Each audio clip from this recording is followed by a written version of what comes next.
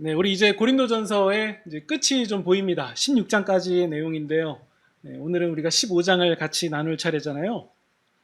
그동안 우리가 고린도전서를 함께 나누면서 이 교회 안에, 고린도 교회 안에 많은 문제가 있었음을 우리가 함께 살펴봤습니다. 가장 먼저 나온 것은 파당을 짓는 문제였어요. 그 안에 아볼로파, 베드로파, 바울파, 그리스도파 이렇게 나뉘어져서 서로 싸우고 갈등하는 그런 문제들이 있었습니다. 그러면서 지식을 자랑했죠. 그리고 사람을 자랑했습니다. 그래서 그 안에서 어떤 그 분열의 문제를 자꾸 만들어내니까 바울은 얘기하죠. 사람을 자랑할 것이 아니라 신자라면 오직 주를 자랑하는 것이다. 그러면서 우리에게도 이런 교훈을 적용할 수 있죠. 교회 내에서 어떤 유명인이라던가 혹은 직분자 혹은 심지어 목사까지도 자랑할 것이 아니라 우리는 오직 주를 자랑할 뿐입니다. 어느 누구도 사람이 자랑되지 않습니다. 나 같은 죄인 살리신 주님을 자랑하고요. 그래서 너 같은 죄인 살리신 주님을 자랑하고, 그래서 나와 너 모든 죄인을 똑같이 사랑하시는 주님을 자랑하는 그 일을 통해서 우리는 어느 누구도 서로 견줄 수 없는 똑같은 죄인으로서 하나님의 사랑을 입은 사람들이다. 이 사실이 뚜렷하게 드러날 뿐이죠. 결국에 주님을 자랑한다라는 것은 사람을 존귀하게 대한다. 그 일과 직결되어 있는 거예요. 주님을 자랑하는 것은 사람을 존귀하게 대하는 일이다. 또 어떤 문제가 있었냐면 이 교회 안에 음행의 문제가 있었습니다. 이 세상에도 없었던 그런 음행의 문제가 교회 안에 있었는데요. 바울은 공동체 안에 있는 악은 과감하게 내버릴 것을 말했습니다. 공동체의 그 순결함, 순수함을 지킬 것을 강조했죠. 또 고린도 교회 내에 송사의 문제도 있었습니다. 성도 안에 서로 어떤 분쟁이 생겼을 때 이것을 이제 세상 법정으로 가지고 가서 교회를 이 세상의 조롱거리가 되게 했는데요. 바울은 교회가 세상 법정의 판단을 받는 것에 대해서 개탄하면서 차라리 불의를 당해주면서 교회를 지키는 것이 낫다라고 권면했죠. 물론 불의를 당하는 것은 안 되죠. 그만큼 바울이 그런 표현을 통해서 교회가 세상의 판단을 받지 말아야 된다라는 것을 강조했습니다. 도리어 이 교회가 하나님의 말씀을 가지고 세상을 판단해야지 어떻게 세상이 교회를 판단할 수 있겠냐, 그 얘기를 했습니다. 그리고 또 교회 내에 있는 결혼 문제에 대해서 교훈을 주었습니다. 결혼을 해야 된다, 하지 말아야 된다, 이걸로 교회 안에 갈등이 있었어요. 이제 주님의 재림이 임박하다라고 생각을 했기 때문에 결혼을 하지 않아도 된다, 혹은 결혼해야 된다라는 것이 갈등이 있을 때 바울이 한 가지의 원칙을 얘기합니다. 결혼을 하든 결혼을 하지 않든 그 어떤 선택이든 간에 주님의 영광 가운데서 내리는 결정이어야만 한다라는 원칙을 줍니다. 그래서 결혼한 자라면 서로의 배우자를 존중하면서 기쁘게 하는 것이 주님의 뜻이고, 또 어떤 특별한 목적 하에 독신으로 부름을 받은 사람이라면 그 목적 하에 살면 된다라고 말씀했습니다. 물론 이 고린도 교회의 상황 속에서 주어진 말씀이고요. 성경이 말하는 보편적인 진리는 결혼해서 가정을 꾸리는 것이죠. 그리고 또 고린도 교회 안에는 우상제물 먹는 문제가 있었습니다. 이건 우리가 많이 강조했기 때문에 잘 알고 있죠. 먹든지 마시든지 무엇을 하든지 하나님의 영광을 위하여 하는 것이고요. 여기서 하나님의 영광을 위하여 하라라는 얘기는 우리가 어떤 허상의 어떤 그 좋은 마음을 갖는 그런 허구적 개념이 아니라 반드시 사람과 직결되어 있습니다. 하나님의 영광을 구한다라는 것은 약한 지체를 배려해서, 더 구체적으로 얘기하면 믿음이 연약한 지체를 배려해서 자신이 누릴 수 있는 권리를 포기하는 것을 말해요. 그게 하나님의 영광을 구하는 겁니다. 굉장히 구체적으로 나오죠. 사람을 생각하고 사람을 배려하는 것이 하나님께 영광이다. 만약에 이 사실 하나만 우리 전국에 있는 모든 교회가 잘 지켜나간다면 교회는 세상의 소금과 빛 그 자체일 겁니다. 교회는 모여서 사람에게 잘하기를 고민해. 왜냐하면 그것을 하나님께 영광이라고 생각하거든. 이렇게 얘기하는데 어떻게 교회가 혐오 집단이 될 수 있겠습니까? 그렇죠? 우리가 상대방을 대하는 일이 곧 하나님의 영광과 직결되어 있다는 사실을 기억해야 됩니다. 그래서 이렇게 얘기하죠. 모든 것이 가능하다 해도 모든 것이 유익한 것이 아니다. 네. 또 고린도 교회에 이런 문제가 있었습니다. 복장 문제였죠. 고린도 교회 안에서는 여성의 그 머리에 수건 쓰는 문제가 있었잖아요. 오늘날은 그대로 문자 그대로 대입할 수 있는 개념은 아닙니다. 그 당시 그 시대 속에서 일어난 일인데, 그 당시에는 그 문화 속에서 여자가 머리에 수건을 벗는 일은 어떤 그 사회의 문화를 깨는 불편한 일이었던 걸로 추정됩니다. 그래서 바울이 얘기하죠. 머리에 수건을 쓰되 남자든 여자든 기도하고 예언하는 일은 동등하게 할 수 있다. 단지 그 교인들 간에 거리끼는 복장 문제가 있다면 그것을 준수하자, 이런 얘기입니다. 이 원리를 적용하면 남자에게도 그대로 적용할 수 있는 개념이 되죠. 또 다른 고린도 교회 문제는 뭐였냐면 성만찬 문제였습니다. 그때는 우리가 이렇게 어떤 그 금색의 그릇에다가 나눠 먹는 이런 개념이 아니라 각자 자기 집에서 떡과 음료를 가지고 와서 함께 떼어서 나눠 먹는 식사였는데요.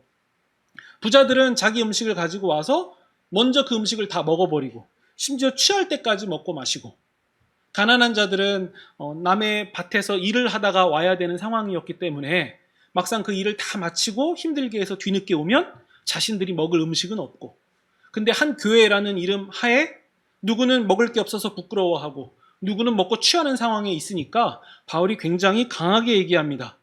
그것이 어찌 주의 만찬이냐? 각자의 음식을 먹어놓고서는 주의 만찬이라고 얘기하지 마라. 굉장히 강력하게 얘기하는 거예요. 성찬이라는 것은, 주의 만찬이라고 하는 것은 우리가 예수 그리스도의 한 몸을 나누어 먹었고 한 피를 나누어 먹은 한 몸 공동체라는 의미, 이것을 깨트리는 자는 하나님의 징계가 있을 것이다. 강력하게 얘기합니다. 왜 바울이 그렇게 세게 얘기합니까? 이것 또한 사람을 차별하고 사람을 부끄럽게 만드는 일이기 때문이에요. 그것은 우리의 하나님께 결코 영광스러운 일이 되지 못한다. 우리는 한 몸 공동체다. 이걸 강조했고요. 그리고 우리가 지난 시간에 나눴던 은사 문제죠. 이것도 우리가 너무 잘 알고 있죠. 아무리 신령한 은사라 할지라도, 그것이 아무리 빛나고 멋진 일이라 할지라도 그것이 교회 내 성도들에게 걸림이 되는 일이라면 그것은 하지 않는 것이 덕이다. 결국 우리가 은사를 활용하고 우리의 재능, 우리의 할 수 있는 모든 것을 동원해서 교회를 위하여 한다라는 것은 누군가에게 덕을 세우기 위함이다. 그래서 이것을 이렇게 표현하죠. 사랑 가운데 하는 것이 아니라면 소음이고 반드시 사랑 가운데 이루어져야 되는 일이고, 그래서 산을 옮길 만한 믿음이라 할지라도 그것마저도, 그렇게 놀라운 일이라 할지라도 사랑 가운데 하지 않으면 아무런 유익이 없다. 이렇게 진단했습니다. 그래서 사랑 가운데 하는 것이 가장 좋은 길이다 해서 우리가 지금 고린도전서의 내용을 쭉 함께 살펴봤습니다. 어떤 흐름인지 오시죠? 결국에는 이런 개념이 남을 것 같아요. 어떤 일이든 간에, 어떤 분쟁이든 간에 상대방을 배려하고 사람을 하나님 형상답게 대한다면 그것은 우리 하나님께 영광이 된다. 내가 누릴 수 있는 권리는 마땅히 하나님의 영광을 위하여 포기할 수 있다. 그렇다면 그것은 우리의 포기가 아니라 궁극적으로 우리의 유익이다. 이렇게 정리를 내릴 수 있죠. 이번에는요, 오늘 우리가 함께 읽은 이 15장의 본문은요, 부활에 관한 문제입니다. 문제들을 이렇게 하나씩 헤아리면 이제 9번째 문제예요. 총 10가지의 문제가 있거든요. 이제 9번째 문제예요. 그것은 매우 치명적인 문제인데, 죽은 자의 부활이 없다라고 주장하는 사람들이 교회 내에 꽤 많이 있었다라는 얘기예요. 왜 그렇게 생각했을까라고 추정해 보면요, 여러 학자들의 연구의 견해들이 있는데요. 하나는 정말 우리가 느끼는 그대로 부활이 없다라고 생각한 거예요. 어떻게 죽은 자가 다시 살아나냐. 근데 또 어떤 의견은요, 이 고린도전서를 보면 이 사람들이 어떤 하늘에서부터 임했다라는 은사들, 방언들, 그 외 여러 가지 신적 지혜들, 이런 것들을 경험하니까 지금 우리가 살아있는 이 신비로운 상태가 이미 부활한 거구나 라고 생각해버려서 우리가 사도신경으로 고백하는 죽고 몸이 부활하는 개념을 무색하게 만들어버린 거예요. 아무튼 어떤 견해든 간에 죽은 자의 부활에 대해서 의심하는 사람들이 교회 내에 굉장히 많았다는 거예요. 근데 이 얘기는 단순히 고린도 교회만의 문제는 아닐 거예요. 오늘날 세계 곳곳에 있는 현대 교회들도 마찬가지일 겁니다. 도전으로 다가오는 거죠. 과연 죽은 자가 부활하는 일이 있을 수 있겠는가? 네. 사실 우리는요, 매주 신앙 고백, 그러니까 사도신경을 통해서 신앙 고백합니다. 몸이 다시 사는 것과 영원히 사는 것을 믿습니다. 라고 고백은 해요. 근데 그 부분을 다시 되물어보면, 진짜 그럴까요? 라고 질문하는 분들이 계실 수도 있다는 게 현실입니다. 그러나 우리는 신자는요, 몸의 부활을 정확하게 고백하는 사람이에요. 우리의 몸이 죽으면 예수님이 다시 오시는 그날에 우리의 몸이 부활한다. 그래서 한때는 우리의 몸이 부활하는데 화장하는 것이 맞습니까? 그거 다 없애면 안 되지 않나요? 라고 얘기하기도 했거든요. 근데 화장하나 땅속에서 썩나 사실 똑같은 문제예요. 그런 식의 우리가 단순 개념의 몸의 부활이 아니라 죽으시고 부활하신 예수님처럼 우리가 상상할 수 없는 지금의 몸보다 또 다른 더 고차원의 몸으로 부활한다라는 것이 성경의 가르침입니다. 우리 예수님이 재림하시는 그날에 모든 신자는 몸의 부활을 경험하게 됩니다. 근데 이것을 믿지 않는 성도들이 교회 안에 있어서 바울이 이것을 다시 처음부터 차근차근 설명합니다. 그게 1절부터 나와요. 우리 15장 1절을 보시면요. 네. 우리 가운데는 부활을 부인하는 자가 없겠지만요. 다시 한번 복음을 되새긴다라는 마음으로 한번 살펴보겠습니다. 1절 보시면요. 나 바울이 너희에게 복음을 전해서 알게 한다. 다시 상기시킨다. 그것은 여러분들이 이미 받아들인 사실이고 여러분 안에 서 있는 진리입니다. 3절. 그것은 내가 먼저 받은 것이고 또 여러분에게 전한 것입니다. 그게 뭐냐면요. 첫 번째, 성경대로 그리스도께서 우리 죄를 위하여 죽으셨습니다. 예수님이 죽으신 사건은 구약 성경부터 쭉 이어져 온 성경대로 죽으신 사건이었어요. 그리고 두 번째, 장사되셨습니다. 그것은 확실한 죽음이었어요. 장사되셨다라는 것은 예수님이 십자가에서 일시에 기절하셨다가 깨어난 사건이 아니라 완전히 장사된, 완전한 죽음이 선언된 일이었고요. 세 번째, 성경대로 사흘 만에 다시 살아나셨습니다. 한 단어로 부활하셨습니다. 그리고 네 번째, 게바를 비롯해서, 여기서 게바라는 것은 베드로를 말해요. 베드로를 비롯해서 12제자, 또 500여 형제 등 그 당시에 살아있었던 많은 사람들이 예수님의 부활을 목격했습니다. 라고 얘기합니다. 그러면 이것을 요약하면 복음이란 무엇입니까? 예수님이 우리 죄를 위하여 성경대로 죽으시고 다시 살아나셨으며, 이것은 신화 혹은 허구 사건이 아니라 고린도전서가 쓰여졌을 당시에 이미 목격자가 살아있는 상태였고요. 6절에 보시면요. 500여 형제에게 일시에 보이셨는데 지금까지 대다수는, 그러니까 이 고린도전서가 쓰여졌을 그리고 전해졌을 이 당시에 이 500여 형제 중에 살아있는 자들이 있었다는 거예요. 목격자로서 살아있는 자들이 있었고, 이 얘기를 바울이 굳이 왜 하냐면요. 그 목격자들이 아닌데요, 그 거짓말인데요 라고 언제든지 반박할 수 있는 상황임에도 불구하고 얘기할 수 있는 거예요. 왜냐? 사실이니까요. 목격자들이 부인할 수 없는 명백한 사실이다라는 얘기를 하고 있고요. 뿐만 아니라 나 바울도 이 일의 증인입니다. 예수님의 죽으심과 부활의 증인입니다라는 얘기를 해요. 8절 보시면요. 만삭되지 못한 나에게도, 만삭되지 못해서 난 나에게도 부활하신 예수님이 나타났습니다. 9절 보시면요. 나는 사도 중에, 그러니까 예수님의 제자, 예수님의 부활을 목격한 사도 중에 가장 보잘것없는 자입니다. 라고 자기를 소개해요. 왜냐면요. 그 뒤에 이유가 나오죠. 나는 하나님의 교회를 박해하던 사람이었기 때문입니다. 오히려 예수님의 부활을 고백하고 믿는 사람들을 공격하고 없애던 사람이 바로 나였습니다. 그 선봉군에 서 있던 사람이 나였습니다. 그래서 나는 사도라고 불리기에 자격도 없는 사람입니다. 그런 내가 부활의 증인이 되었습니다라는 고백을 하고 있는 거죠. 네.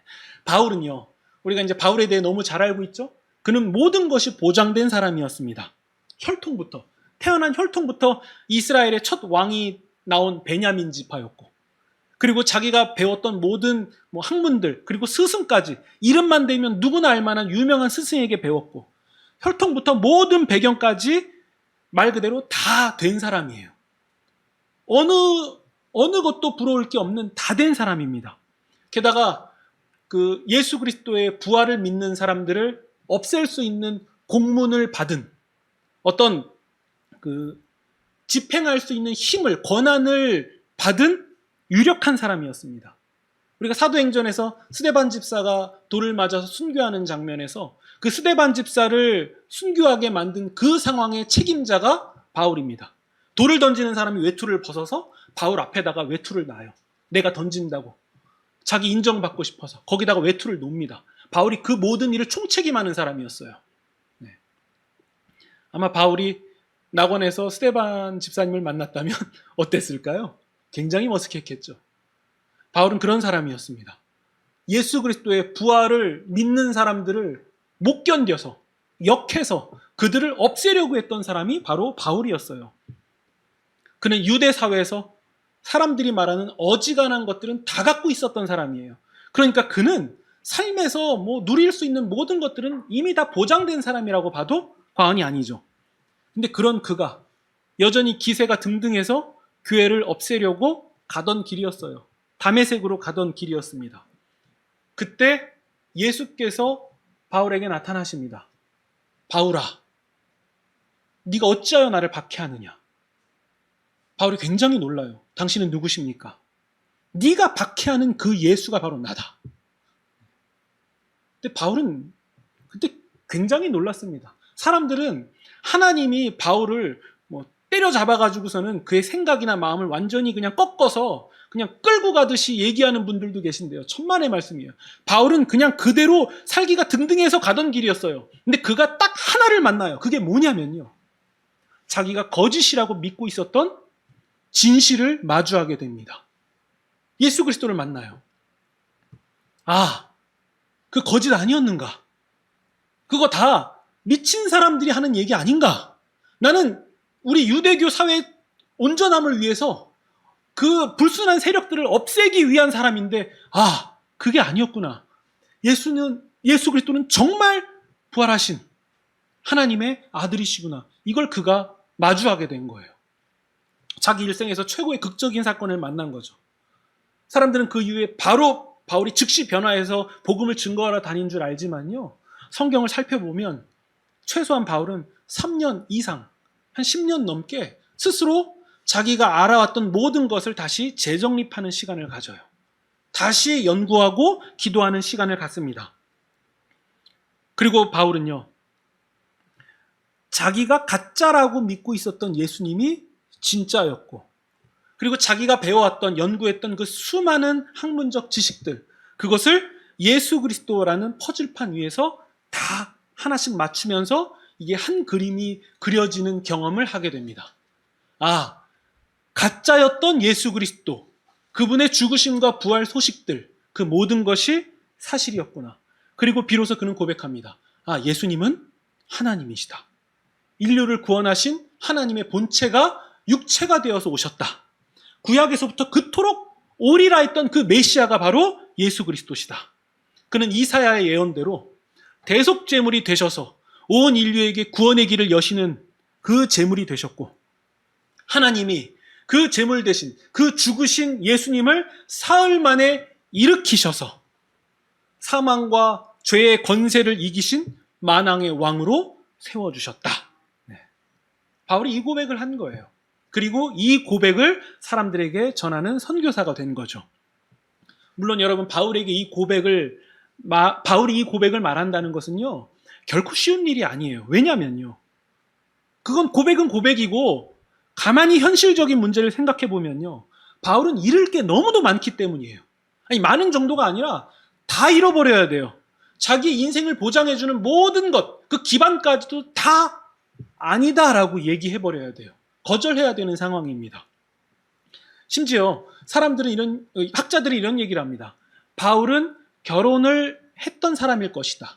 왜냐하면 그가 가정에 대한 교훈을 주는 것을 보면 결혼하지 않으면 알 수 없는 아주 자세한 부분들까지 구체적으로 얘기하거든요. 그런데 그가 예수 그리스도를 구주로 고백하는 순간 그 집안에서 쫓겨났을 것이고 마을에서 쫓겨났을 것이다. 강제 이혼 당했을 것이다. 라고 추정하는 견해가 굉장히 유력합니다. 아무튼 그게 사실이든 아니든 간에 그걸 떠나서 바울은 자기가 할 수 있는 모든 것, 자기가 누릴 수 있는 모든 것에서 다 쫓겨나게 되었어요. 근데 바울에게 가장 쉬운 길은 뭡니까? 그냥 마음으로 조용히 믿고 그냥 하던 일 그대로 하면 됩니다. 그럼 잃을 것도 없고 누릴 것도 누리고 예수님이 구주라는 사실도 자기 몰래 알고 그냥 그렇게 살면 되는 거 아닙니까? 근데 그게 안 되는 거예요. 예수 그리스도가 부활하신 하나님이라는 사실을 아니까 내가 지키려고 움켜잡는 게 아무것도 아니다라는 사실을 깨달은 거예요. 그걸 한 단어로 정의하죠. 그거 다 배설물이다. 지킬 가치가 없다. 내 목숨이 뺏긴다 할지라도 나는 예수 그리스도가 부활하신 하나님의 아들이시다라는 사실을 놓칠 수가 없다. 이걸 깨달은 거예요. 그냥 믿다가 믿음이 더욱 커진 사람이 아니라 예수 그리스도와 정반대에 있던 사람이 복음 증거자가 된 거예요. 부활하신 하나님이시다 라고 고백하게 된 거예요. 우리가 그 믿음의 고백을 이어받은 신자들입니다. 31절 보시면요, 바울이 이렇게 얘기합니다. 예수 그리스도를 따르는 자를 박해하는 삶에서 예수 그리스도를 전하는 삶이 얼마나 고통스러웠는지 이렇게 고백해요. 나는 31절에요. 날마다 죽노라. 나는 날마다 죽음의 위협을 당하고 있습니다. 아니, 왜 이렇게 살아야 돼요? 그냥 하던 대로 하면 되잖아요. 가만히 있으면 되잖아요. 그러면 누릴 것도 누리고 다 되잖아요. 근데 바울은 고백합니다. 나는 날마다 죽노라. 32절입니다. 내가 사람의 방법으로 혹은 인위적인, 인간적인 동기에서 맹수의 공격을 당하는 것처럼 위험을 겪는다면 그건 아무 유익이 없습니다. 난 지금 사람의 생각, 인위적인 결정으로 하고 있는 것이 아닙니다. 만약 그렇다면 나에게 그게 무슨 유익이 되겠습니까? 아무 유익 없습니다. 나는 인간적인 동기로 하는 것이 결코 아닙니다. 쉽게 말해서 이런 뜻이죠. 내가 예수 그리스도의 죽으심과 부활을 증거하면서 내가 무슨 유익을 받겠습니까? 내가 뭐가 좋았겠습니까? 도리어 나는 날마다 죽음의 위협을 겪고 있는 비참한 상황입니다. 그러나 내가 이 일을 왜 하고 있겠습니까? 바울은 바보가 아닙니다. 누구보다 계산이 철저한 사람이에요. 계산기 두드려서 정확히 답 나오는 거 볼 수 있는 사람이에요. 두드려 본 거죠. 아, 예수 그리스도의 죽으심과 부활을 증거하는 것이 가장 고상한 진리다. 그 답이 나온 거예요. 답은 오직 하나죠. 예수 그리스도의 죽으심과 부활은 사실이다. 내가 그 예수님을 직접 마주했다. 내 목숨이 뺏길지언정, 내게 어떠한 불이익이 주어질지언정 죽으시고 부활하신 예수님을 부인할 수가 없다. 그 사실을 도저히 뒤집을 수가 없다. 그래서 우리가 12절 보시면요, 바울이 이제 이런 얘기를 합니다. 우리는 예수 그리스도께서 죽은 자 가운데서 다시 살아나셨다라는 것을 전파하고 있습니다. 그런데 어찌하여 여러분 사이에, 여러분 안에 죽은 자의 부활이 없다라고 얘기합니까? 13절. 죽은 자의 부활이 없다면 예수님의 부활도 없는 일이고, 14절. 예수님이 죽은 자 가운데서 다시 살아나지 못하셨으면 우리가 전하는 복음은 거짓말이고 여러분의 믿음도 헛것입니다. 15절. 또 우리가 하나님을 거스르는 거짓 증언이 되는 셈입니다. 거짓 증인이 되는 셈입니다. 하나님이 예수님을 살린 적도 없는데 우리가 살렸다고 고백하는 거 아닙니까? 우리는 거짓 증인이 되는 겁니다. 17절. 예수께서 다시 살아나는 일이 없으면 너희의 믿음도 헛것이고 너희는 여전히 죄와 사망의 권세에서 벗어나지 못하는 것이고, 18절. 그리스도 안에서 잠자는 자, 곧 예수님 믿다가 먼저 세상을 떠난 자들도 이미 멸망하고 다 끝난 겁니다. 아무 일도 아닙니다. 19절. 만약 예수 그리스도 안에서 우리가 바라는 것이 단지 이 세상의 삶이 전부고 이걸로 끝이라면 모든 사람들 중에서 우리 바울 선교팀은 제일 불쌍한 사람들입니다. 잊지도 않은 거짓에 자기 모든 것을 다 내다버린 사람이기 때문입니다. 그러니까 이런 부정적인 표현을 통해서 진리를 강력하게 드러내는 거죠. 우리 그런 사람 아니다.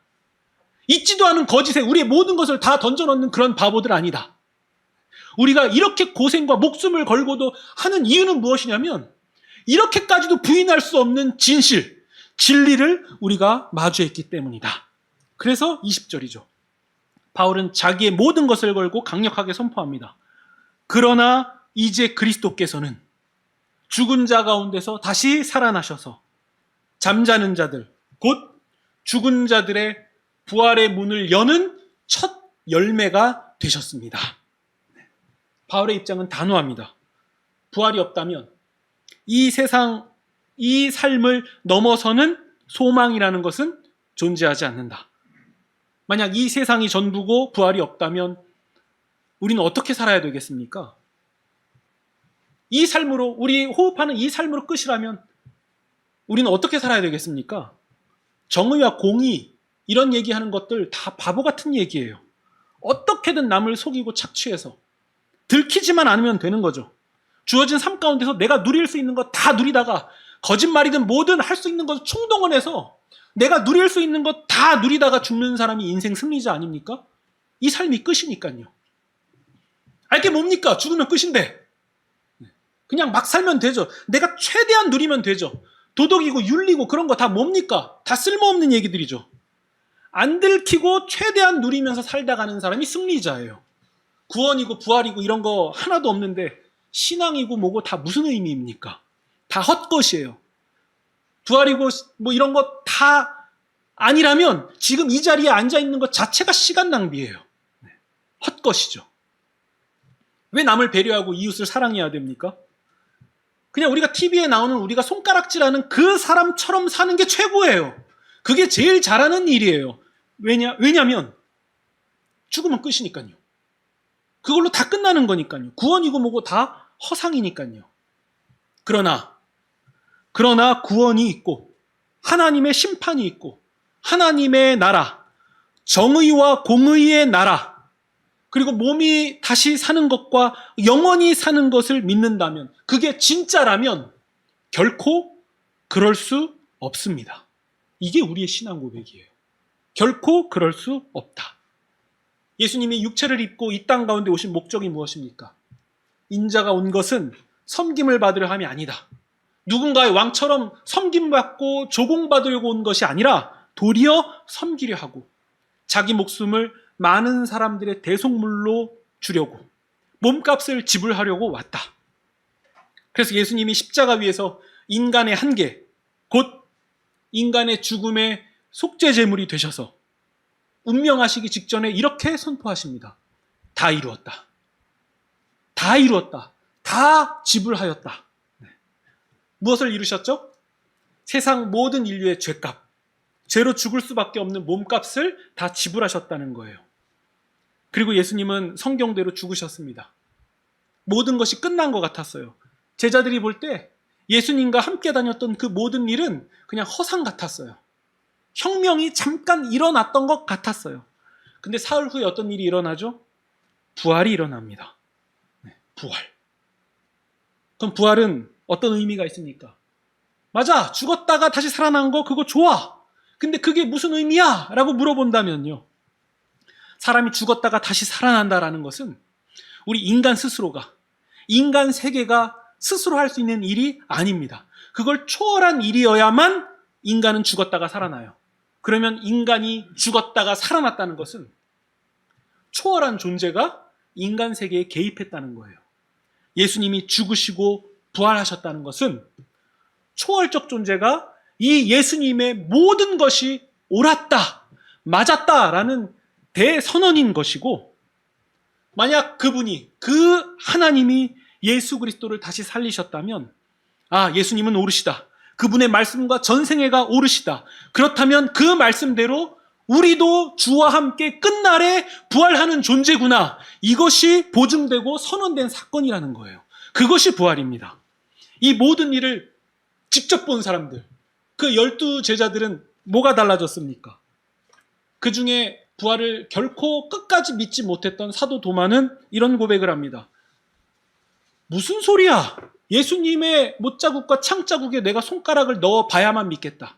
이 얘기는 안 믿겠다는 얘기예요. 근데 어떤 일이 일어납니까? 부활하신 예수님이 직접 도마를 위해서 직접 찾아가십니다. 그리고 그 예수님을 마주하고 마치 바울처럼 도마도 이렇게 고백하죠. 나의 주님, 나의 하나님이십니다. 하나님의 아들, 이렇게 수식어 말고 그냥 예수님을 향해서 당신은 하나님입니다라고 고백한 사건이 일어나요. 누구의 입술을 통해서 일어나냐면 부활을 끝까지 믿지 못한 12 제자 중 한 사람의 입에서 그 고백이 나옵니다. 그리고 또 부활을, 또 예수님의 죽음을 거절한 사람이 있었죠. 그 사람은 베드로입니다. 예수님의 죽으시는, 붙잡혀 가시는 그 장면을 보고서 도망간 사람이에요. 예수님에 대해서 3번이나 부인한 사람이었습니다. 그 베드로도 부활하신 예수님을 만나고 결국 그는 예수님이 구원자요 하나님의 아들이시다라는 고백 때문에 목숨을 잃게 됩니다. 순교하게 되죠. 그냥 그거 아니라고 한 번만 고백하면 되는 일이에요. 아주 간단해요. 그거 아니라고 그냥 좋은 게 좋다고 하고 넘어가면 다 끝날 일이에요.